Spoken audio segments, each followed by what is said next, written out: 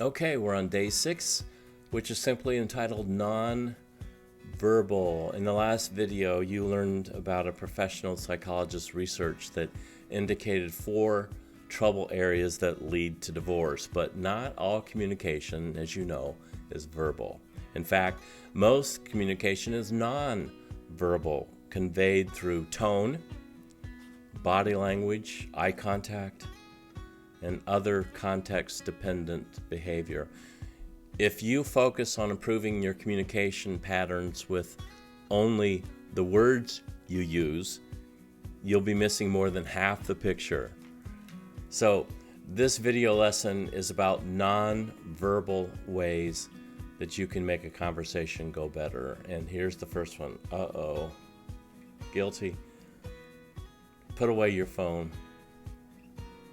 This guideline seems obvious, but many people struggle with it. Ignoring someone in favor of your phone is, in fact, so common that there's a name for it: phubbing. When you are having a meaningful conversation with someone, put your phone away. No, not down on the table, not even face down on the table, but away. It's important your phone is out of sight because research suggests that phubbing is directly related to decreased relationship satisfaction. And you know how it is when the phone's on the table, even in vibrate mode, we feel that vibration and we're distracted. Give your full attention. Don't try to multitask when you're having a meaningful conversation. Don't try to clean the dishes, watch TV while arguing with your spouse. Give them your full attention. Because when you multitask, you're actually just rapid task switching, going from one task to the other at high speed. Predictably, your competency at both tasks suffers. And when your communication competency suffers, you're less likely to use all the skills you've learned in this video series, and you're more likely to experience conflict. Okay, here's another one. Don't interrupt. Interrupting is compulsive for many people, but interrupting is always damaging for communication. Interrupting says to the other person, what I have to say is more important than what you have to say. And that's putting them down, and you're not very likely to reach a peaceful resolution to someone you put down. So instead, practice active listening. Active listening is the term for that style of listening where you first listen, and then when it's your turn to talk, you attempt to rephrase what they're saying. So the speaker says, "It feels like I always have to do all the housework. You come home from work and collapse on the couch while it's up to me to plan dinner and do the dishes and see to it that the laundry gets done. And yeah, I know that you're going to say that you help sometimes, but I have to ask you to help, and I hate that. I wish you would just step up and help take care of your own household without me having to ask you to do it." The listener: "So what you're saying is that you would like me to be more proactive in doing chores?" The speaker says, "Yes." In this exchange, the active listening demonstrated to the speaker that they, 1, understood what the speaker was saying, and 2, that they cared.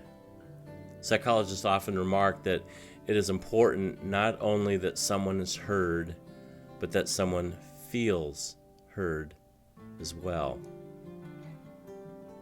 Here's an idea. Sit down together when you're talking.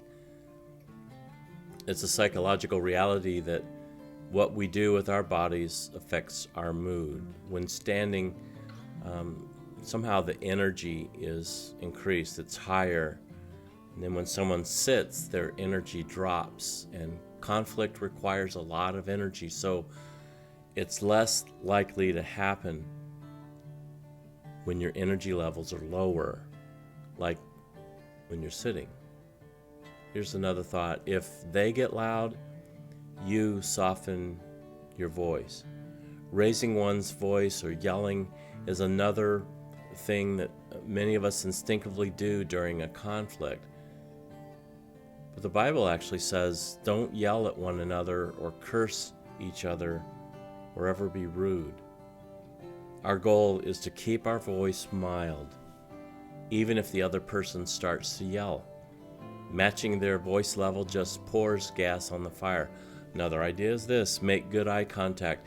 In Western culture, strong eye contact is a sign of respect. It says to the speaker, "You're worth my full attention." When you're looking somewhere else, however, it sends the message that there are other things that are more important to you, and you're less likely to experience conflict if you make the listener feel heard by giving them strong eye contact. Now, these guidelines may feel silly or obvious, but practicing them is powerful.